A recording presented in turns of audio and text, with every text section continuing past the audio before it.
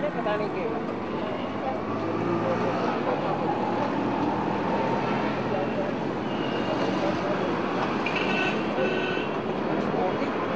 कश्मीर कैसा रिएक्शन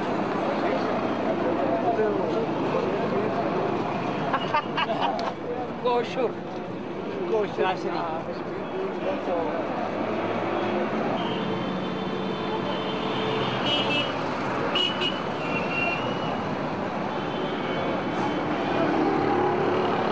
आज सारे इतने शहीदी स्मारक उपर खलोते हैं। पहले तो सोच इस चीज़ नहीं है कि असा की क्यों जरूरत पई ये शहीदी स्मारक बनाने ने। जिस वेले सन 47 विच आए देखा कि सब कुछ उजड़ी पुजड़ी गया सी। ईवन कोई किधर है कोई किधर है, सारे हिंदुस्तान विच अपने मिरप्रिय जड़े सन फैली चुके सन। ते सोचा बड़ी देर ने बाद काफ़ी कोशिश की गई, लेकिन ना किधर जगह मिला ना किधर कुछ मिला, क्योंकि सारे घर विच रोना धोना पिया सी 47 तो बाद। ते असा सोचा कि क्यों ना कोई कोशिश की जाए, थोड़ी सारी जगह लभे जिसने जितने घर ना, मेरा ख्याल कोई बंदा नहीं आखी सकना कि मेरे घर ना कोई जड़ा बंदा सन 47 विच पूरा नहीं होया। कोई उत्थे ये नहीं कि कोई कास्ट ना तलक सी, कोई कुछ सी। इस तरीके बाद बड़ी देर ने बाद बड़ी गवर्नमेंट की अप्रोच की ते करी कहते इत्थे असा की महेशपुरे विच बख्शीनगर ने कोल थोड़ी सारी जगह लभी, जिसने अस हर साल उन शहीदां नी यादगार बनाई के ते हर साल इत्थे 10 मगरने वाले दिन जदों अस मीरपुर तो उजड़े सा उसे दिन नी अस यादगार जड़ी है हमेशा बनाने हैं। ते अज मैं सोचनी सा कि ये एक बारी तो हुण यादगारां बनी गईयां न ते बार बार ये हिंदू मुसलमान ने तकाजे जड़े न, ये फैसले जड़े न, एक बारी फासले दूर होन ते खलासी सारी उम्र नहीं मुक्का कि जगह जगह से शहीदानी यादां की मनाने फिरने हैं। तो उसने वास्ते एक छोटा सारा मेरा संदेश है मैं देना चाहनी हूँ इस कविता ने जरिए। फासले कितने बढ़ते जा रहे हैं, फासले कितने बढ़ते जा रहे हैं, नफरत की आग में हम यूं ही लड़ते जा रहे हैं, नफरत की आग में हम यूं ही लड़ते जा रहे हैं। बुझा दो इस आग को हम सब आपस में बाई हैं, बुझा दो इस आग को हम सब आपस में बाई हैं। हमारा भी राम, हमारा भी राम, उनका भी रहीम, फिर क्यों ये लड़ाई है। हमारा भी राम, उनका भी रहीम, फिर क्यों ये लड़ाई है। क्या मिला 59 सालों से चली आ रही इस तकरार में, क्या मिला 59 सालों से चली आ रही इस तकरार में।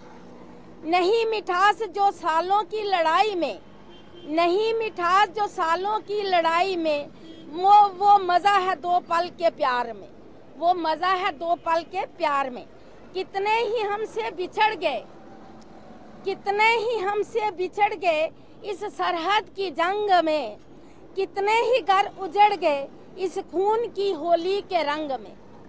कितने ही हमसे बिछड़ गए इस सरहद की जंग में, कितने ही घर उजड़ गए इस खून की होली की रंग में। टूट जाएं ये सरहदें, टूट जाएं ये सरहदें, मिल जाएं अगर हम, आंख उठाकर देख सके हमें, आंख उठाकर देख सके हमें, फिर किसमें है इतना दम। बढ़ते हुए फासले तब कितने सिमट जाएंगे, बढ़ते हुए फासले कितने सिमट जाएंगे, जब भारत और पाक एक दूजे से हाथ मिलाएंगे, जब भारत और पाक एक दूजे से हाथ मिलाएंगे। हिंदू मुस्लिम एक दूजे के गले लग जाएं, हिंदू मुस्लिम एक दूजे के गले लग जाएं। बापू के सपनों तो वो कितना प्यारा दिन होगा, सोचो तो वो कितना प्यारा दिन होगा।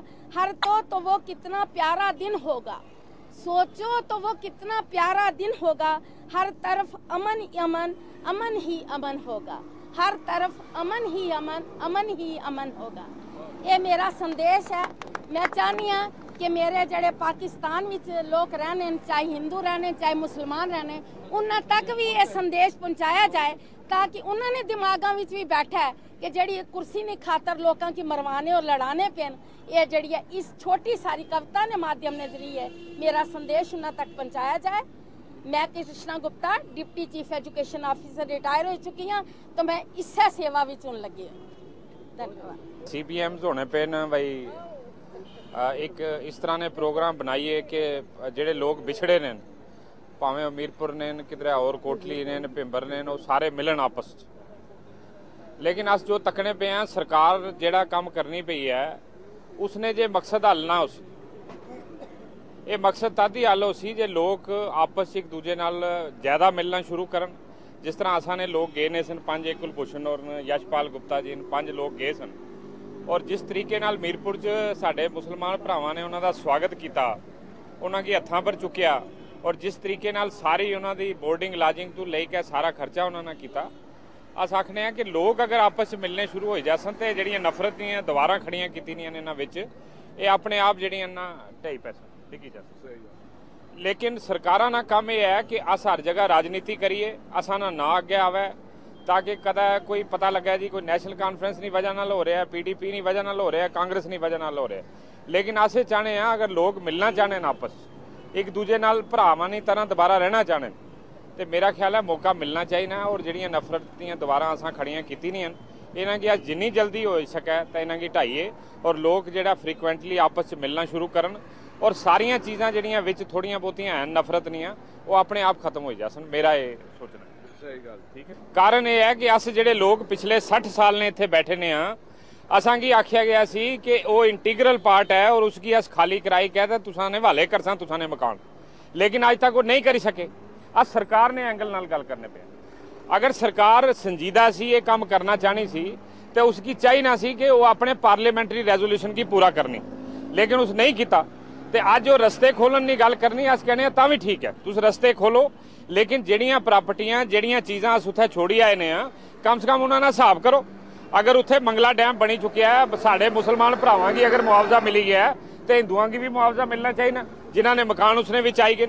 और असा ये भी पता लगा असानी टीम गई नहीं सी कि सारे जिहड़े मुआवजे ने बन के उत्थे तैयार पे ने लेकिन लैण वाला कोई नहीं।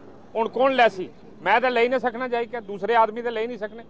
ये सरकारां दा काम है कि सरकार अपने लैवल पर करे और जिहड़े पैसे जिहड़े इन्हां लोकां दीयां ज़मीनां उन्हां डैम च आई नहीं वो पैसे इन्हां की जल्द तो जल्द मिलन और उसने बाद अगर रस्ते खोलने अगर वाकई मिलाना है तो मेरा ख्याल है कि झंगड़ वाला रस्ता सब तो जड़ा ना ठीक रस्ता है जिथों लोग आसानी नाल आ जा सकने